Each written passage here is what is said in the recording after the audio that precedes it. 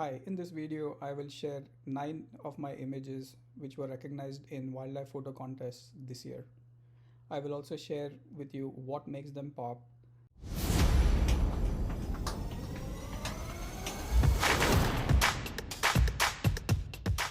Hi, I'm Samir Kamed, a wildlife photographer, and welcome to my channel.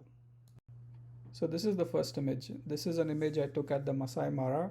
This is in the Mara River. It's broad daylight, probably around noon, so the light obviously isn't great.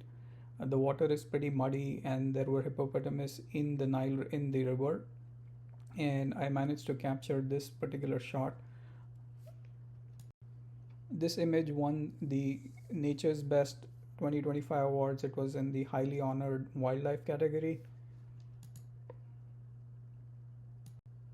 So the first thing about this photograph is it breaks the traditional rules. The photograph is center focused, but is a center composition. The animal is not facing you. There are no eyes in this photograph, so it goes against all the traditional rules. The second is there is a little bit of a mystery here because you don't see the face. You have to think a little bit to decide what this is. So it is an hippopotamus, but that's from the back. And the other thing is you'll look at it and you'll say, oh, there are two of them, not just one. The other thing that makes this photograph work is there are no distractions, meaning for this photograph to work, you don't want branches or the shore crossing the animal in the image. So in this one, it is completely framed by the brownish water, which was very intentional. So I had to position myself so that you can just see the hippo surrounded by water. So it's a frame within a frame in that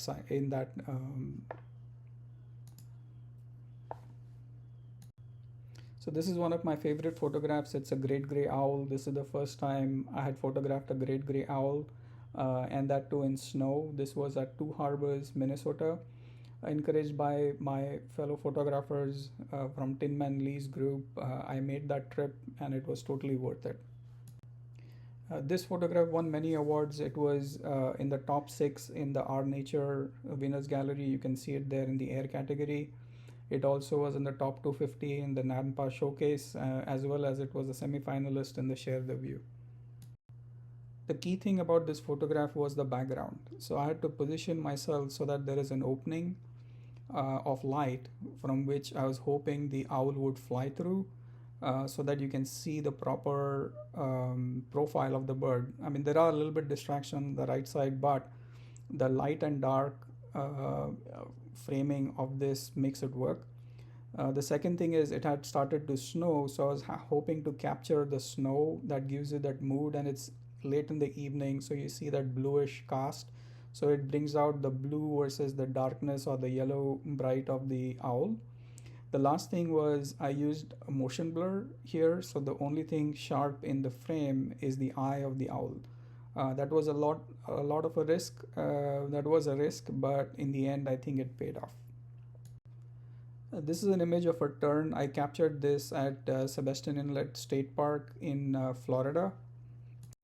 I called it the head above water, and it was in the top 100 in the Nampa Showcase 2026.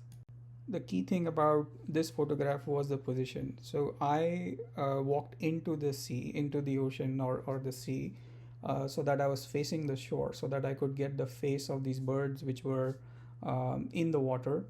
And I waited till and I realized that these waves were washing over and these birds were dunking themselves in. So I positioned myself so that I could get the wave as it just crossed over the head of this tern. So the timing was very important.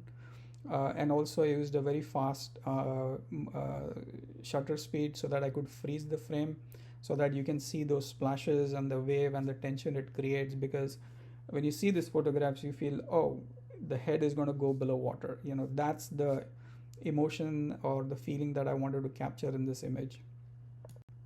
This is a image of a serval cat, early morning dawn, beautiful golden light. It was captured in Undutu, which is in Tanzania.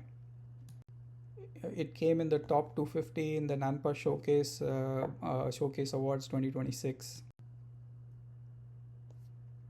the main thing about this photograph is the soft light. I mean, it's early morning, so it's beautiful soft light, and you can feel the fur and the colors and the softness of the cat. Secondly, it's a very traditional photograph. You can see the eye contact. It's a very engaging image. And also, there are a few of these, and the pose of this is important because you can see the front leg a little bit raised. There's separation between the four legs. You can see the tail. So the pose is also very important. I think the only thing I didn't like about this photograph, and not much I could do about it, is the grass sticking out above its head. But otherwise, I think it was a great photograph for me to capture. This image is of a brown bear or a grizzly bear in Alaska. This is at Chinitna Bay, which is probably an hour or so away from Homer.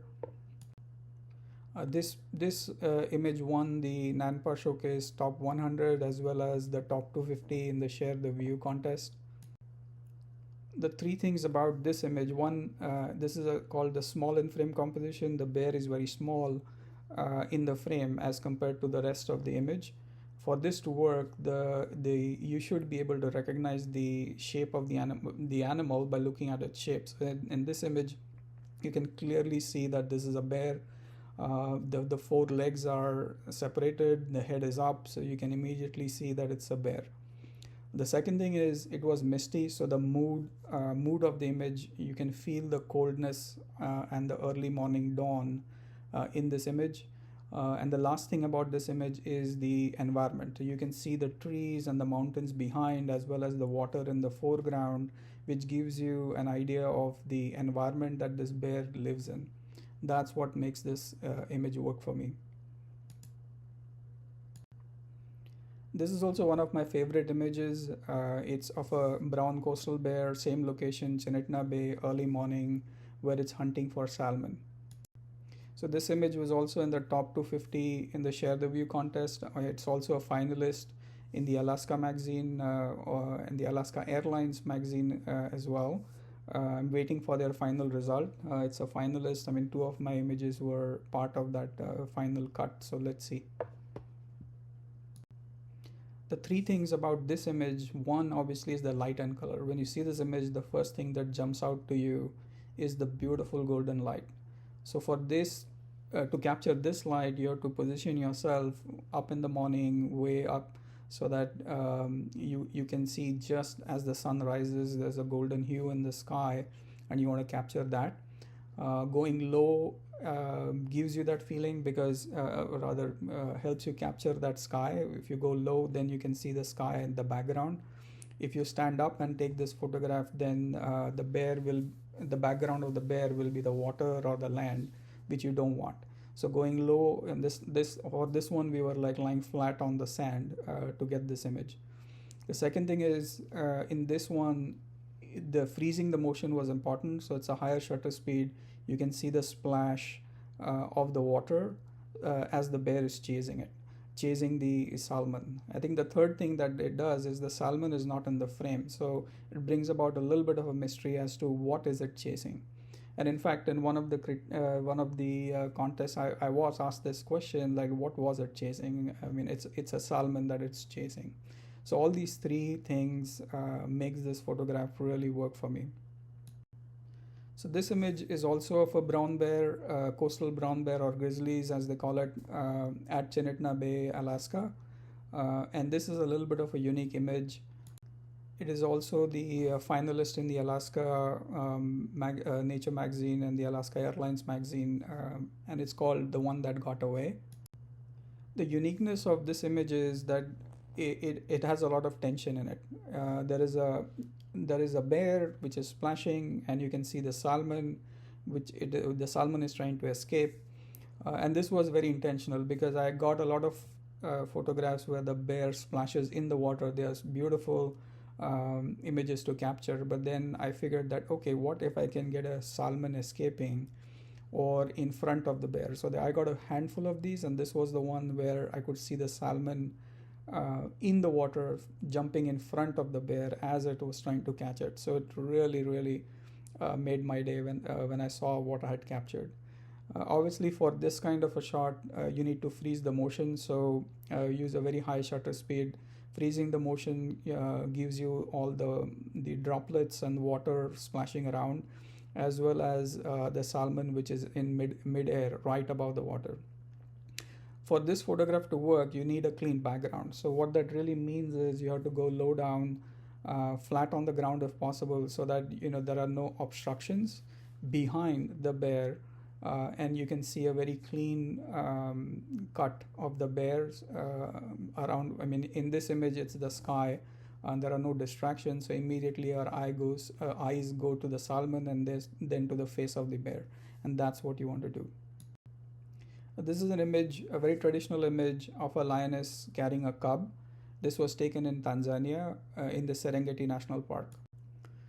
This was in the top 250 in the Share the View contest, and I call it the bond of the Kopis. The Kopis are these rock formations all across the Serengeti, and this mother was carrying the cub from one place to the other.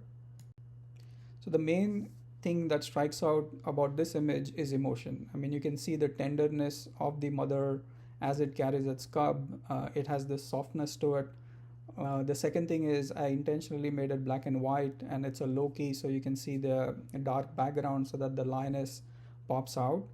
You can see the fur of the lioness and the jaw quite prominently. You want to make sure that you're not blowing out the highlights here. Also, the other thing about this photograph, it has a little bit of a dynamic tension. So there are two tensions here. One is the big and small. By that I mean the lioness is big and the cub is small, so you can always see that there is a tension there. And the second is the fast and slow. You can see by the motion of the lioness that the lioness is in motion, so it is at a brisk pace, and the cub is hanging, so it's slow. So this is the little bit of a dynamic tension that makes this image work for me. This is the last image. This was taken in Chinitna Bay, Alaska, similar time when I took the other images. I named it the Misty Rivals, and it got into the honorable mentions category in the Monochrome Photography Awards. The three things about this photograph: one is the atmosphere. I mean, it's very misty, very moody, and you can feel the atmosphere or the moodiness percolate through this. The second thing is about freezing the action. This is again a very high shutter speed. You can see the water pouring down from the paws of the bear, and I chose to make this a black and white high key because I wanted the bears to pop. Before I close, I want to share the story of Every Child Counts, a not-for-profit which my wife Bindu and I started 7 years ago. Every Child Counts today supports 4 schools in Kenya. We feed 900 children daily, have built kitchens, toilets, and classrooms. In addition to that, we also have a high school scholarship program for 70 children. If you would like to know more or contribute, please use the links in the comments below. A special thanks to Tin Man Lee, whose mentorship program made a huge difference to me personally and in my photography. Please check out his YouTube channel and website. Most of the techniques I've used here are based on his guidance. In the image below is also Federico Veronici, a world-renowned photographer in his own right. Check out his site as well. Thank you for watching. Please like and subscribe to the channel. Please send me your comments. What did you like? What did you not like? Check my website for other images which I've made over the years. You can also see some of the books I've published on my Amazon author page. Again, thank you for watching and see you next time.